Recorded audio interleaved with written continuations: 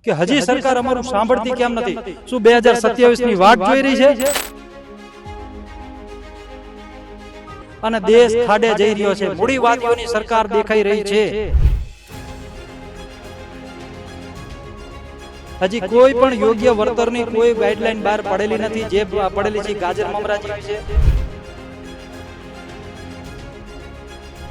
ગુજરાતની અંદર જે વીજપોલને લઈને ખેડૂતોમાં વિરોધ છે, પછી મોરબીનું જેતર હોય કે સુરેન્દ્રનગરનું કોંઢ હોય, આજે કોંઢની અંદર પૂર્વ મુખ્યમંત્રી શંકરસિંહ વાઘેલા આ કોંઢ ગામની મુલાકાતે આવ્યા હતા, ખેડૂતો સાથે વાતચીત કરી છે, ખેડૂતોને એક નવો સંદેશ આપ્યો છે, ખેડૂતોએ કઈ રીતે લડાઈ લડવી એ એક નવો સંદેશ છે તે પૂર્વ મુખ્યમંત્રી દ્વારા આપવામાં આવ્યો છે।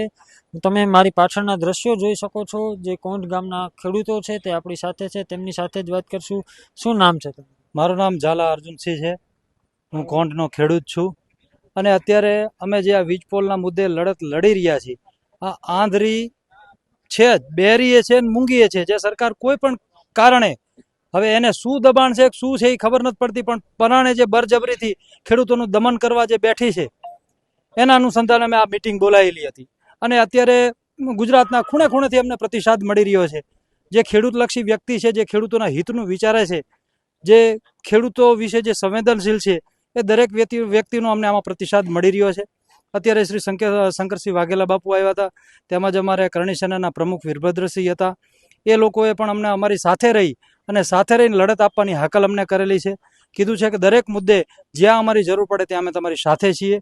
અને અમે આવી રજૂઆત વારંવાર સરકારને કરતા રહે છે, પણ અમને એ નથી ખબર પડતી કે હજી સરકાર અમારું સાંભળતી કેમ નથી? શું 2027ની વાટ જોઈ રહી છે કે અમે શું કરશું એના નિર્ણયની વાટ જોઈ છે પછી આપશે અમને? તો અમે સરકારને અત્યારે આપના માધ્યમથી એક વસ્તુ જણાવી દઈએ છીએ કે હવે સરકારને હવે અમે 2027ની તૈયારીમાં રહેજો। જો તમે ખેડૂતોને આ બાબતે વળતર મુદ્દે યોગ્ય નિર્ણય ન આપ્યો, અનેક મીડિયામાં એવા સમાચારો પ્રસારિત થાય છે કે સરકારના કેબિનેટમાં મિટિંગ થઈ અને ખેડૂતલક્ષી નિર્ણય આવવાની તૈયારીમાં છે।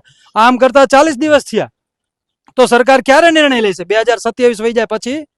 પણ 2027 જો આમ નામ વહી જાય તો સરકાર આ હાલની સરકાર નિર્ણય લેવા માટે રહેશે જ નહીં, કારણ કે આવડો મોટો ખેડૂત સમાજ જ્યારે એકત્ર થઈ રહ્યો છે, તો આનું સચોટ પરિણામ 2027માં આપશે। જો સરકાર આ બાબતે સચોટ પરિણામ નહીં આપે તો કોંઢ ગામમાં કેટલા પોલ આવી રહ્યા છે, કેટલા ખેડૂતો અસરગ્રસ્ત થઈ રહ્યા છે, અંદાજે તમારી પાસે કઈ આંકડો હોય? અત્યારે જે એક લાઈનનું કામ ચાલી રહ્યું છે એમાં 29 પોલ આવી રહ્યા છે, એવી 9 લાઈન આવી રહી છે, એટલે અંદાજે આશરે એક લાઈનના તમે 29 પોલ ગણો તો એવી 9 લાઈન છે, એ પ્રમાણે 270ની આજુબાજુ થાય, એટલે 2000 ખેડૂતો આમાં પ્રભાવિત થવાના છે। કોંઢની કુલ વસ્તી 10,630ની છે। કોંઢનું કુલ વોટિંગ કલ્યાણપુર ને કોંઢનું બે ભેગું કરો, એક જ ગામ છે, અમારી રેવન્યુ ગ્રામ પંચાયત એક જ છે, એટલે 9,000નું વોટિંગ થાય છે। શું કહેશો, જો આ એટલા પોલ એક જ ગામની ખેતીની અંદર આવે તો કરોડિયાના ઝારા જેવું ગામ થઈ જશે? ખરેખર ખેડૂતોને કાયમી ખેતી કરવી છે, ખેતરમાં રહેવું છે, માથેથી જે તાર નીકળે છે એનાથી કાયમી બી ને ખેતી કરવાની, શું કેવું તમે? ઇન્ડક્શનના લીધે ઘણી બધી તકલીફો થવાની છે। આજે આવું વરસાદી વાતાવરણ હોય ત્યારે જે તકલીફ થવાની છે, નીચેથી અમારી એલટી લાઈન કોઈ ટ્રાન્સફોર્મર હોય છે, એ બધામાં તકલીફ થવાની છે, નીચે કોઈ બાંધકામ હોય, હજી કોઈ પણ યોગ્ય વર્તરની કોઈ ગાઈડલાઈન બહાર પડેલી નથી, જે પડેલી છે ગાજર મમરા જેવી છે, જે કોઈ પણ ખેડૂતોને માન્ય નથી। અને સરકારને અમે એ કહેવા માંગીએ છીએ, કોંઢે તમને આટલું બધું એક તરફી મતદાન કરી અને કાયમ ભાજપ તરફી રહી અને મતદાન કર્યું છે, કાયમ ભાજપ તરફી હોવાથી તમે આ પ્રતાડિત કરી રહ્યા છો। અમારા અગ્રણીઓની કોઈ પણ રજૂઆતને કેમ ધ્યાને નથી લઈ રહ્યા? અમારા અગ્રણીઓએ ખૂબ વાર રજૂઆત કરી છે, એવું નથી કે અત્યારે આંદોલન કયા કક્ષાએ પહોંચ્યું છે એમ નથી જણાવવાની કોશિશ કરતા। અમારા અગ્રણીઓએ રજૂઆત કરી છતાં પણ કોઈ પણ જાતની રજૂઆતને એ લોકો ધ્યાને નથી લેતા, ત્યારે આ આંદોલનનો વારો આવ્યો છે કે કોઈ પણ સરકાર તમારું સાંભળે નહીં ત્યારે આંદોલન કરવાનું હોય, નહીં તો જો અમારા જે અગ્રણીઓ અમે જે ચૂંટીને આગળ મોકલાય એમની વાત સાંભળતા હોત અને અત્યારે આ મુદ્દાનું જો અમને નિરાકરણ મળી ગયું હોત તો અમારે આ કરવાની જરૂર જ નથી। એટલે હવે અમે અત્યારે કટિબદ્ધ થયા છીએ દરેક ખેડૂતો, અને સરકારને આ રજૂઆત નમ્રપણે કરીએ છીએ અને ઉગ્રપણે કરીએ છીએ કે આનો તમે જલ્દીથી અમને નિરાકરણ આપો, તો જેથી કરી અને અમારે અને સરકારને ઘર્ષણ ટળે, સરકારને પણ શાંતિ, આ કોઈ પણ હું તમને કહું રાષ્ટ્રવ્યાપી કામ કરતી હોય તો એમાં પણ એ વિચારી શકે, અમે અમારો હું તમને કહું હિત વિચારી શકીએ। આ ખોટું હું તમને કહું આ ઘર્ષણ થાય છે અને દેશ ખાડે જઈ રહ્યો છે, મૂડીવાદીઓની સરકાર દેખાઈ રહી છે। ચોક્કસથી બીજા પણ અન્ય ખેડૂતો છે. શું કહેશો, આજે કેબિનેટ બેઠક મળી હતી, લગભગ કેબિનેટમાંથી એવા સમાચાર મળે છે કે બધા જ મંત્રીઓ દ્વારા ખેડૂતને લઈને કેબિનેટની અંદર ચર્ચા કરવામાં આવી છે. ક્યાં ખેડૂત હિતમાં આગામી સમયમાં નિર્ણય લેવાય એવું સમાચાર કેબિનેટ બેઠક દ્વારા આજે આપવામાં આવ્યું. અમને મીડિયાના માધ્યમથી ખ્યાલ આવ્યો કે આજે કેબિનેટની અંદર મુખ્યમંત્રીની અધ્યક્ષસ્થાને બેઠક મળેલી હતી. તેની અંદર તમામ મીડિયાના અહેવાલના આધારે એમ કહેવામાં આવે છે કે તમામ મંત્રીઓ સહમત છે ખેડૂતોને વળતર દેવા માટે, અને તમામ મંત્રીઓ ખેડૂતો આગેવાનો સાથે ચર્ચા કરશે. ચર્ચા વિચારણા કરીને પછી આગળનો નિર્ણય લેશે. સરકારનો આ નિર્ણય હતો. અમે એમ કહેવા માગીએ છીએ સરકારને કે તમે એમ કહો છો કે મંત્રી, અમે એક પેલી બેઠક ભૂપેન્દ્રભાઈ પટેલ સીએમ સાથે એકવાર બેઠક કરી આવ્યા, બીજી બેઠક અમારી કૃષિ મંત્રી અને ઉર્જા મંત્રી, નહીં 5-10 મિનિટ નહીં, સતત 1.5 કલાક ચાલેલી બેઠક. સતત 1.5 કલાક ચાલેલી બેઠક. અમે એમને સૂચન આપ્યા કે આ ક્યાં શું છે. રાજસ્થાન સરકારની એસઓપીના 4 ગણા ભાવ ચૂકવવામાં આવે. અમે એમને લેખિતમાં આપ્યું. અમારી જે માગણી હતી ને એ અમે એમને લેખિતની અંદર આપ્યું. લેખિતની અંદર આપવા છતાંય આ સરકાર આજે નિર્ણય કેબિનેટની અંદર લઈ શકતી હતી. તમામ આગેવાનો કૃષિ મંત્રીને મળી આવ્યા છે, બધા મંત્રીને મળી આવ્યા છે.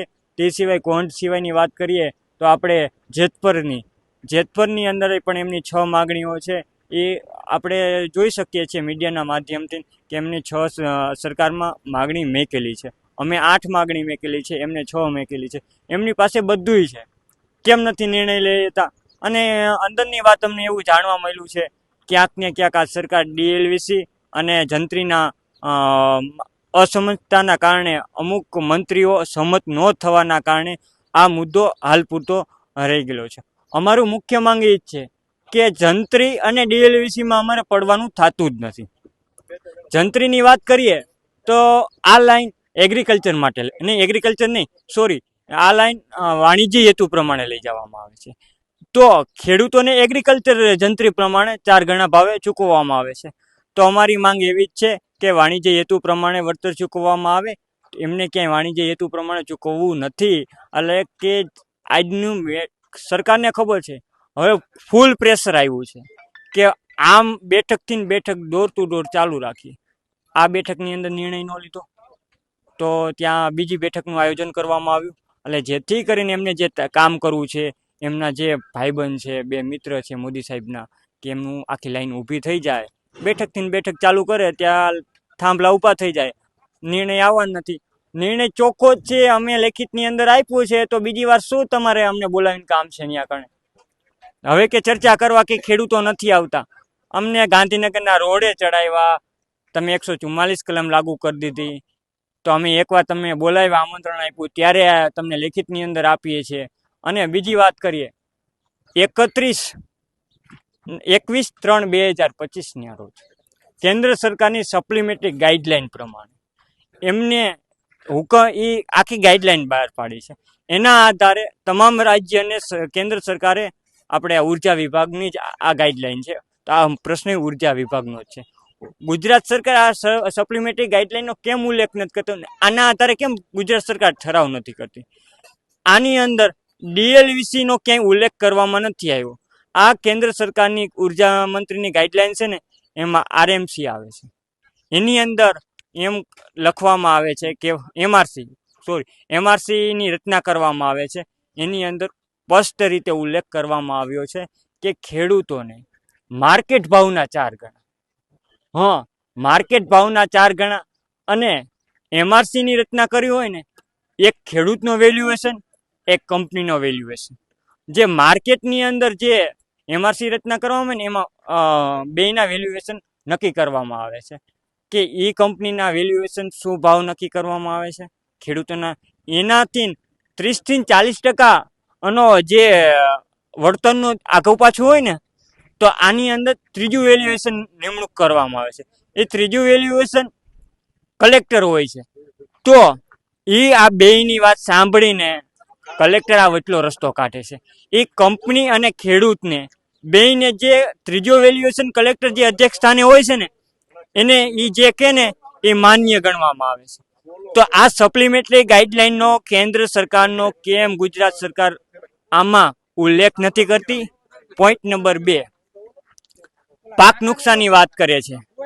પાક નુકસાનીની અંદર 1800 ને ટેલિગ્રાફ 1885 મુજબ જે પાક નુકસાનીની અંદર લખવામાં આવ્યું છે, કલમ 10B મુજબ કે ખેડૂતોને મિનિમમ નુકસાન ડી અને મિનિમમ નુકસાન અને વધુમાં વધુ વળતર એની અંદર ઉલ્લેખ કરવામાં આવ્યો છે. તો એના આધારે અમને ખેડૂતોને પાક નુકસાનીનું વળતર કલમ 10A મુજબ 16A મુજબ કલેક્ટરની ખાતામાં જમા થાય છે. પછી એ ખેડૂતોને ચૂકવવામાં કેમ નથી આવતું? ન્યા કણે 2003નો ઇલેક્ટ્રિસિટી કાયદા મુજબ કેમ આપે છે? અને બીજી વાત કરીએ તો આ સરકારે એસડીએમ અમારા ધાંગધ્રાના એસડીએમ અત્યારે અમુક જગ્યાએ ફાઉન્ડેશન પૂરું થઈ ગયું છે. ન્યા કારણે એમને જે ભાવપત્ર કાઢેલું છે કે પાક નુકસાનીનું, એ 2025નું કાઢેલું છે. અત્યારે મગફળી નુકસાન થાય છે, એ 2025નું ભાવ અત્યારે આપે છે. અત્યારે આ જ્યારે મગફળી પાકશે ને તો માર્કેટિંગ યાર્ડમાં 2026 બેસી ગયું છે.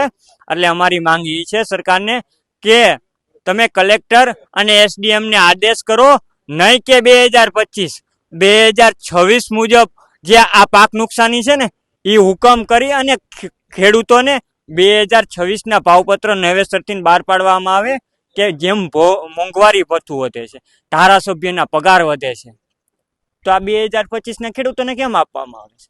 26નું કેમ નથી આપવાનું?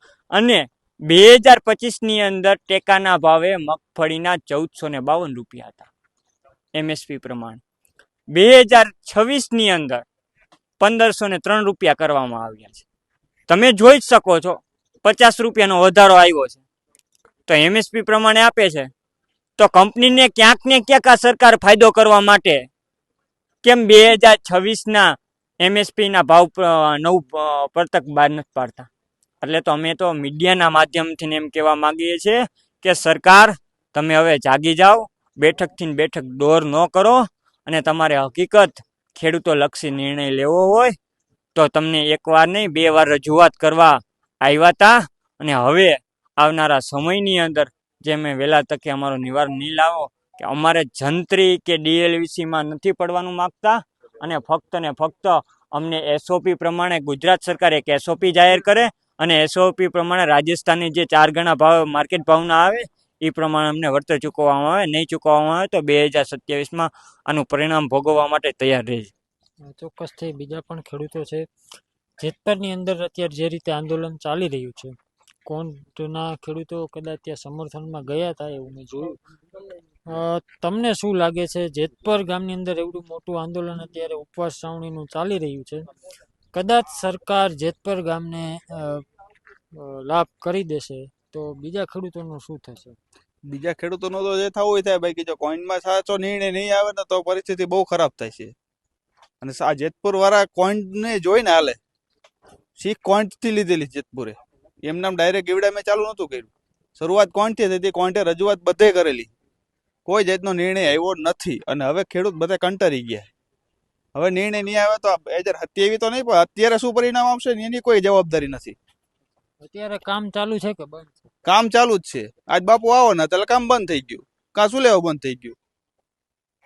આજ બાપુ આવો ને એટલે કામ બંધ થઈ ગયું. ગાડીઓ સવારમાં આવી હતી, મજૂરો આવ્યા હતા, બધા વાહનો આવ્યા હતા, બધા આવી ગયા. શું લેવા આવી ગયા? કે બાપુ આવ્યા છે તો કઈક થાય છે. તમને શું લાગે છે ખરેખર જેતપરમાં આંદોલન હાલે એને 14 દી થઈ ગયા છે, અહીંયા મુદ્દો ચાલે છે એને ઘણો ટાઈમ થઈ ગયો છે, મહિનાથી જેવો સમય થયો છે, અનેક રજૂઆત છતાં સરકાર ખેડૂત હિતમાં નિર્ણય લઈ કેમ નથી શકતી? એનું તમને શું લાગે? સરકાર કંપનીની છે, ખેડૂતની છે જ નહીં. ઉદ્યોગોનો સહકાર આપે છે, ખેડૂતને કોઈ જાતનો સાથ સરકાર આપતી નથી. બરોબર, એમની પાસેથી ચૂંટણી લડવાના પૈસા લે છે, એમને સાથ સહકાર આપે છે. અને અત્યારે એમને કોઈ વિરોધ પક્ષ દેખાતો નથી, એના હિસાબે જ સરકાર આંધળી થઈ ગઈ. હવે વિરોધ પક્ષ સક્રિય થાય તો જ આ સરકાર જાગે, બાકી આ સરકારની આંખું ઉઘડે એવું લાગતું મને નથી લાગતું. જેતપરની અંદર અત્યારે આંદોલન ચાલે, એમાં રાજકારણને નો એન્ટ્રી આપી છે, કારણ કે ગાંધીનગર સુધી ખેડૂતો ગયા હતા, એમાં ક્યાંક રાજકારણ થયું હતું ને ખેડૂતો ફરી પાછા એકવાર છેતરાણા હતા. તમારું શું માનવું છે? કોંઢમાં આ રીતનો માહોલ છે કે કઈ રીતે? કોંઢમાં એવો કોઈ માહોલ નથી. અહીંયા બધાય આવી શકે છે, બધાય હોની રજૂઆત કરી શકે છે. જેને કાંઈ યોગ્ય જે રીતે લાગતું હોય એ રીતે હોના પ્રશ્ન કે હોના જવાબ રજૂ કરી શકે છે. અહીંયા અમારા ધારાસભ્ય આવ્યા હતા તો એમને તે જવાબ પૂછવામાં આવ્યા હતા ખેડૂતથી કે તમારે આ શું નિર્ણય કરવાનો, શું કરવાનો, અહીંથી તમે ચૂંટીને ગયા છો તો તમે શું કરી દીધું? કે અમે અહીંયા રજૂઆત કરી, અહીંયા રજૂઆત કરી તો નિર્ણય તો આવ્યો નહીં.